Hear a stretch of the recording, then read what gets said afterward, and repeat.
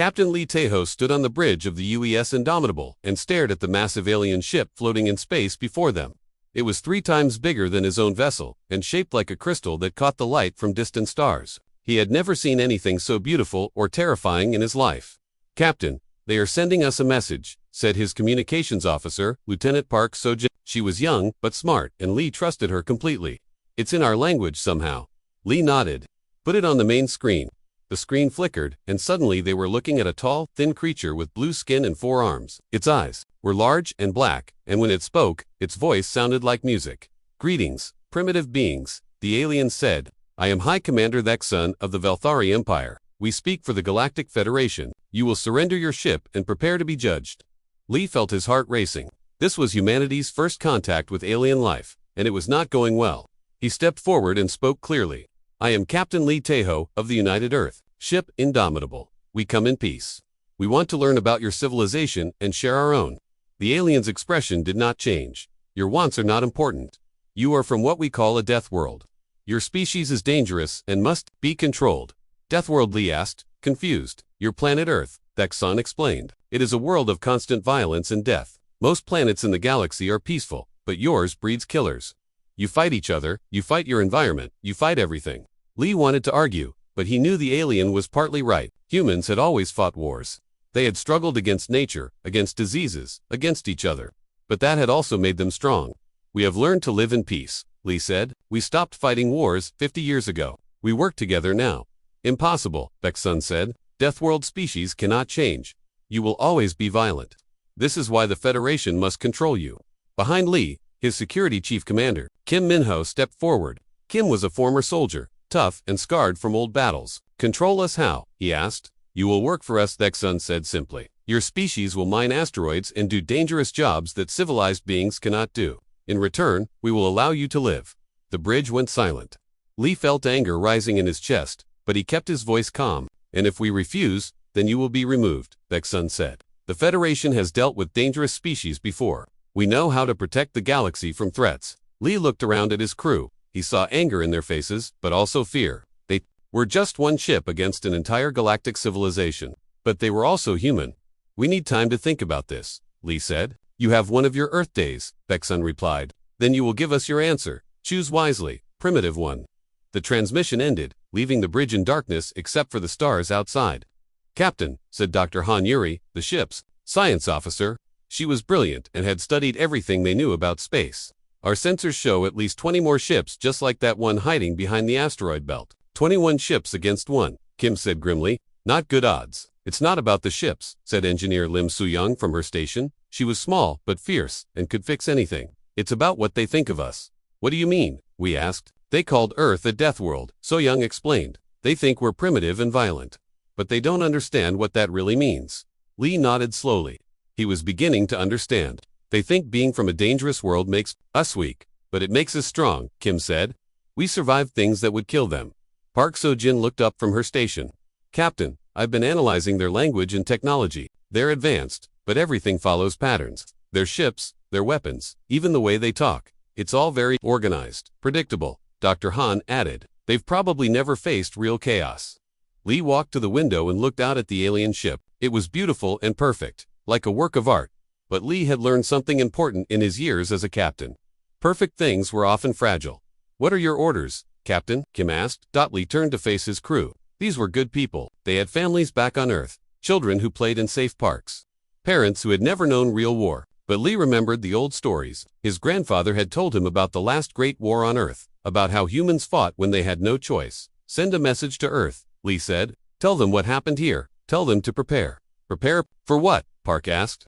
"For the possibility that we might have to fight," Lee said. "I hope we don't. I hope we can find another way. But if we can single quotes He didn't finish the sentence. He didn't need to. Everyone on the bridge understood.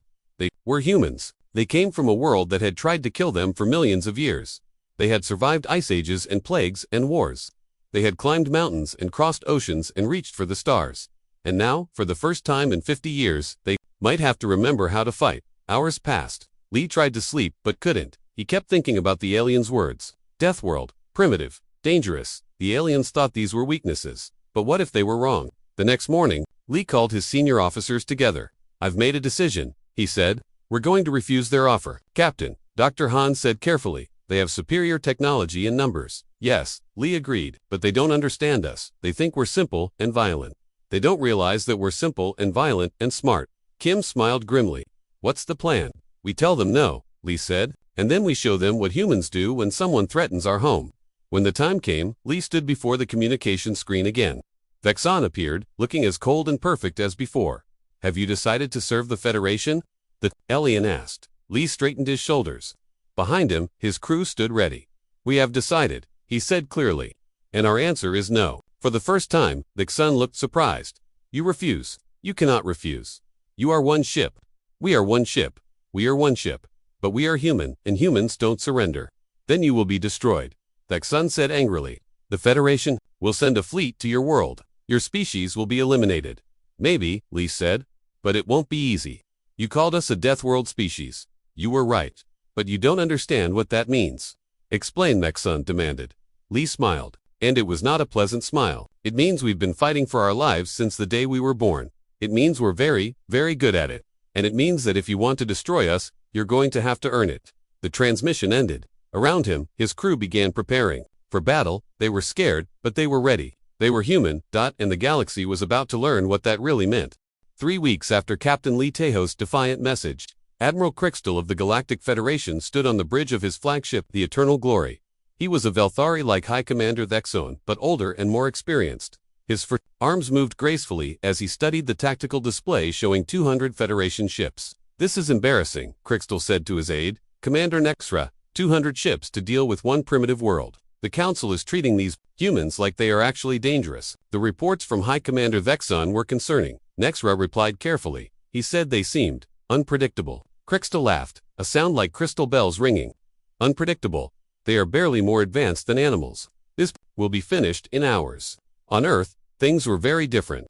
In the deep military bunkers beneath the Rocky Mountains, Colonel Kim Minho stared at screens showing the approaching Federation fleet. He had been promoted and put in charge of Earth's space defense after Captain Lee brought back his warning. Next to him stood Commander Choi Ha-jin, a brilliant tactical officer who had studied every piece of data they had about alien technology. She was small and quiet, but her mind worked like a computer. 200 ships, she said calmly, all bigger than anything we have.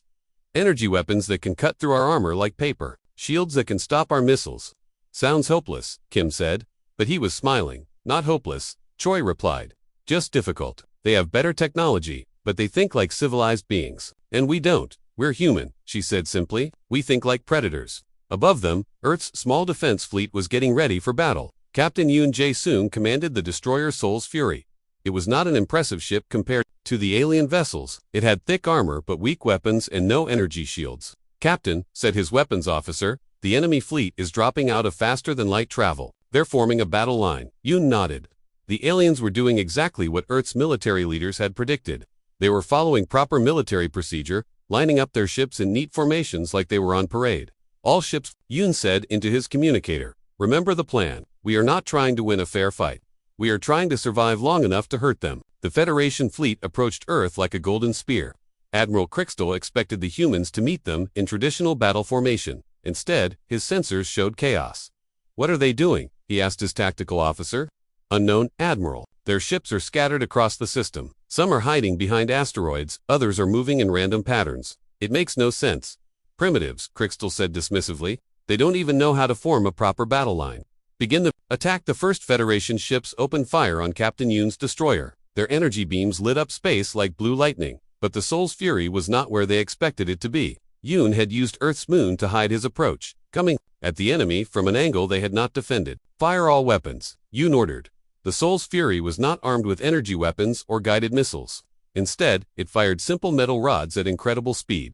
The aliens' energy shields, designed to stop other energy weapons, barely slowed. The solid projectiles downed. 3 Federation ships took heavy damage before they could adjust their shields. Admiral Crixtal watched in surprise as the primitive ship caused more harm in minutes than he had expected in the entire battle. How are they penetrating our shields? He demanded. They're using kinetic weapons. Admiral, simple metal projectiles. Our shields are not calibrated for such primitive technology.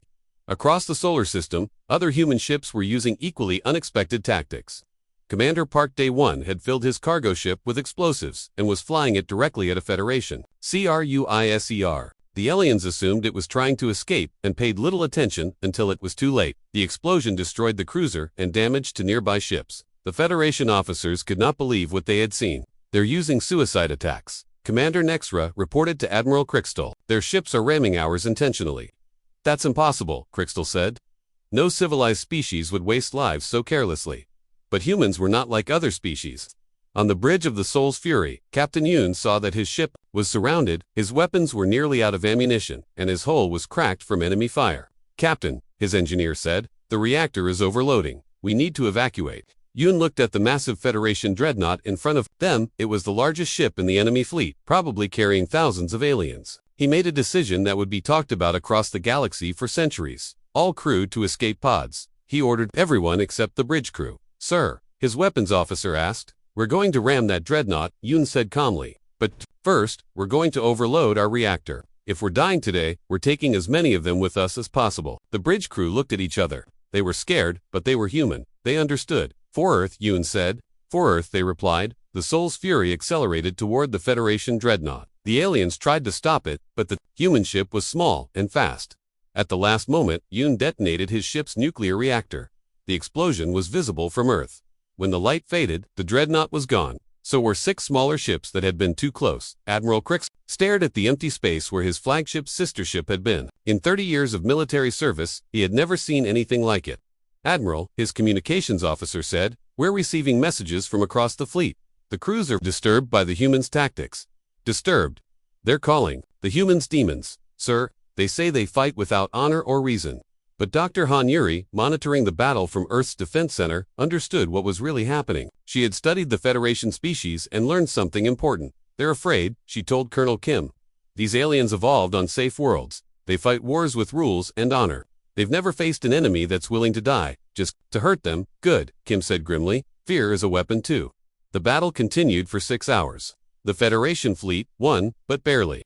They had destroyed most of Earth's ships, but lost 47 of their own. More importantly, they had lost something else, their confidence. Admiral Crixtal sat in his damaged command chair and tried to understand what had happened. The humans had inferior technology and fewer ships. By every logical calculation, they should have been destroyed in minutes. Instead, they had fought like madmen. They used tactics that made no sense. They sacrificed themselves without hesitation. They turned their own ships into weapons. Send a message to the Federation Council, Crixtal said slowly. Tell them we have secured the human home system, and the humans themselves. Admiral Crixtal looked at the planet below. It looked peaceful and blue, like any other world. But he knew better now. Tell the Council that the humans are not like other species, he said. They don't fight to win. They fight to make sure their enemies lose. And that makes them very dangerous indeed. On Earth, the humans were already planning their next move. They had lost the battle, but they had learned something valuable. The aliens could be hurt. The aliens could be scared. And scared enemies made mistakes. The war was just beginning, and humanity was ready to show the galaxy what a death world species could really do. 6 months after the first battle, General Kong Duhayan stood in the massive shipyard orbiting Mars. Around him, thousands of workers built ships unlike anything the galaxy had ever seen. These were not the elegant vessels of the Federation. They were ugly, brutal machines designed for one purpose, killing aliens. How many ships can we build per month? Kang asked engineer Lim Soo-young. 50 of the new Berserker-class destroyers, she replied. They're not pretty, but they work. Kong nodded. The Berserkers were his idea. No energy shields, no fancy weapons. Just thick armor and massive railguns that fired metal rods the size of telephone poles. The aliens' energy shields could not stop solid metal moving at incredible speeds in the crews. Every human who can walk wants to fight, Soo-young said. We have more volunteers than ships. That was true. After the Federation's attack on Earth, humanity had united like never before. Old enemies worked together. Every factory on Earth and Mars was building weapons. Every person had one goal, survival. On the bridge of the destroyer, Daegu's Revenge, Captain Oh Sang-woo prepared for humanity's first major attack. His ship was part of a fleet of 30 berserkers heading for Proxima Station, a major Federation base. Captain, said his tactical officer, Federation sensors will detect us soon. Good, Oh, replied. I want them to see us coming. The Federation commander at Proxima Station was Admiral Veltox, a proud member of the Cathini species. He commanded 50 ships, including 3 heavy cruisers. When his sensors detected the human fleet, he laughed. 30 primitive ships against 50 advanced vessels, he told his officers. This will be easy. But Captain O had studied the Federation's tactics. They always fought the same way. form battle lines, exchange fire at long range, retreat when damaged. It was civilized, predictable, and safe.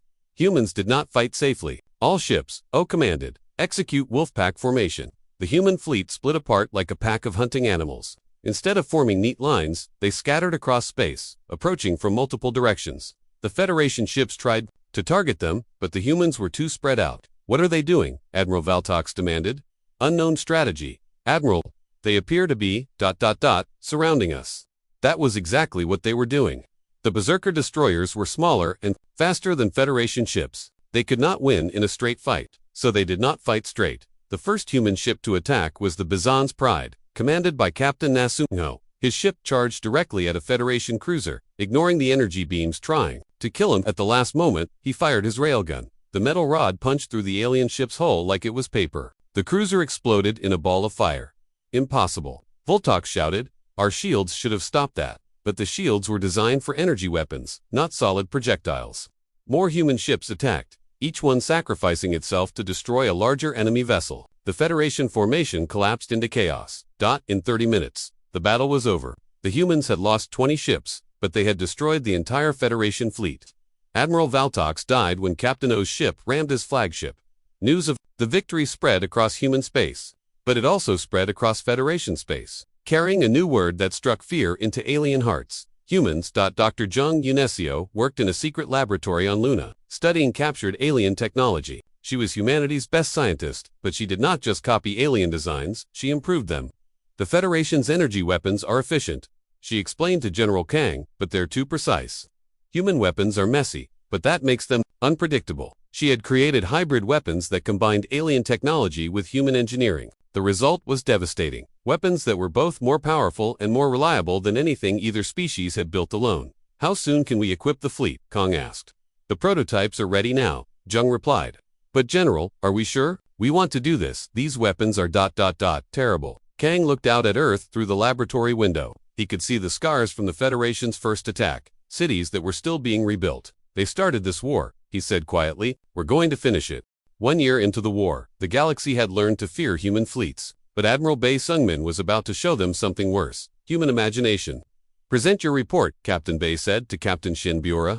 The Ghost Ship project is ready. Admiral, she replied. We've converted 50 old freighters into automated weapons platforms. The ghost ships looked like normal cargo vessels, but they were actually bombs with engines. When Federation ships destroyed them, the wrecked hulls would drift closer to enemy formations. Then they would explode, or launch surprise attacks, or release clouds of metal fragments that shredded alien hulls. The psychological effect is remarkable, Captain Shin continued. Federation crews are refusing to approach human debris. They think every piece of wreckage might be a trap. They were right to be afraid. Humans had turned the battlefield into a nightmare where nothing was safe and everything might be a weapon. Dr. Ru Taijin had created an even darker innovation, biological weapons designed for specific alien species. He studied captured Federation prisoners and developed diseases that would kill Velthari but not harm Kithani, or poison Zexalon but leave Rixon unaffected. This is monstrous, Dr. Han Yuri told him during one of their arguments. We're not killers. Yes, we are, Ru replied coldly. We're the best killers in the galaxy. That's why we're winning. The diseases were never used on civilian populations, but the threat was enough. When Federation species learned that humans could create plagues that targeted them specifically, many worlds surrendered without fighting. Commander Onjiho perfected a different kind of warfare, economic destruction.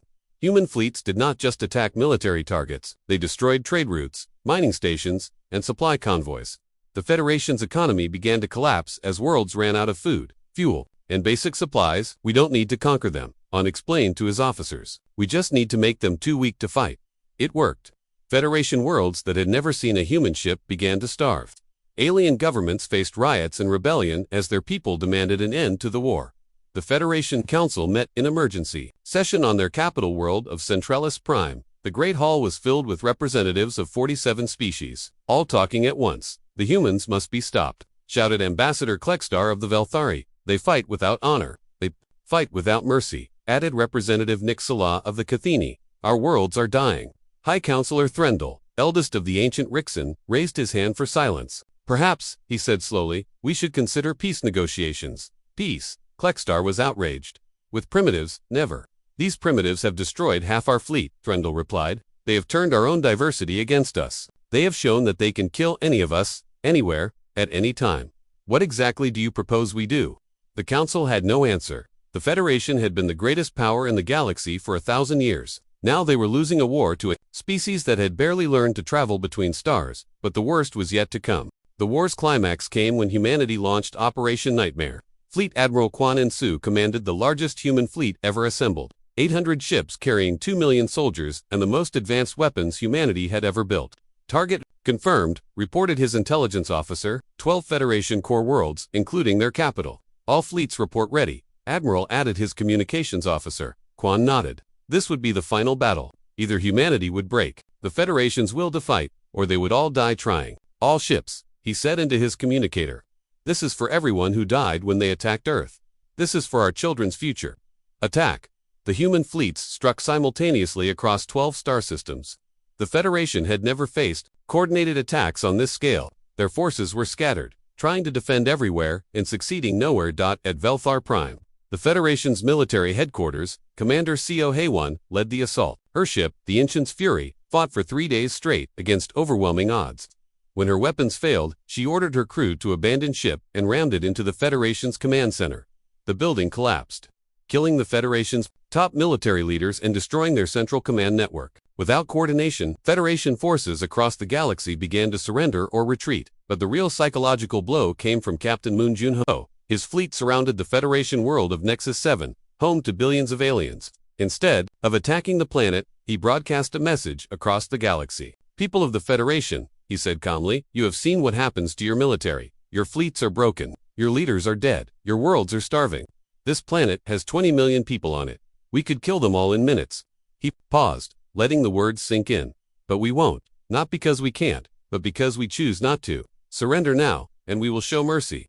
Continue fighting, and we will show you what humans do to enemies who threaten our children. The message was broadcast alongside images of destroyed Federation fleets and burning military bases. The effect was immediate and total. Across the galaxy, Federation worlds began surrendering. Not because they could not fight anymore, but because they were too terrified to try. The Federation's unconditional surrender came 6 months later. The war was over, but the galaxy would never be the same. 10 years after the war's end, Ambassador Li Daihai walked through the halls of the new Galactic Council building on Centralis Prime. The Federation still existed, but humans now held veto power over all major decisions, not because they had demanded it, but because every other species had insisted on it. The Cathani and Zexalon are having another border dispute, her aide informed her. They want human arbitrators. Li sighed. It was always the same. Whenever two species had a problem, they asked humans to solve it. Not because humans were wise or fair, but because everyone was afraid of what would happen if they said no. Captain Nam Woo-jin commanded the human patrol ship Soul's Peace. His job was to keep order in former Federation space. It was not difficult work. When his ship arrived at a trouble spot, the fighting usually stopped immediately. Captain, his tactical officer reported, the Rixen freighter is requesting permission to dock. Granted, Nam replied. The Rixen were polite and respectful now. They remembered what happened to species that made humans angry. In her laboratory on Luna, Dr. Kim Hanul continued her peaceful research into faster-than-light travel and energy production. But she also kept files on theoretical weapons that could destroy planets or make stars explode. She never built these weapons, but other species knew the research existed. That knowledge was more effective than any army. Admiral Cho Sun-ho commanded the human protection fleet from his flagship Earth's Promise. His ships did not patrol human space anymore. They patrolled the entire galaxy, ready to intervene wherever wars threatened to start. Admiral, his communications officer reported, the Velthari are mobilizing their fleet near Cathani space. Send them a message, Cho ordered. Remind them what happened the last time someone started a war in our galaxy. The Velthari fleet dispersed immediately. The galaxy was at peace, but it was a strange kind of peace. Not the peace of friendship or understanding, but the peace of fear. Every species in the galaxy knew that somewhere in space, human ships were watching, waiting. Humans had not wanted to become the galaxy's police force. They had only wanted to explore and learn and grow. But the Federation had forced them to become something else, something darker. Now every species understood the fundamental truth that kept the galaxy peaceful. Humans did not just fight wars. They won them so completely that no one dared to start another. Ambassador Li stood on the observation deck of the council building and looked up at the stars. Somewhere out there, human ships were patrolling routes that alien merchants used safely. Human scientists were sharing technology that made alien worlds richer.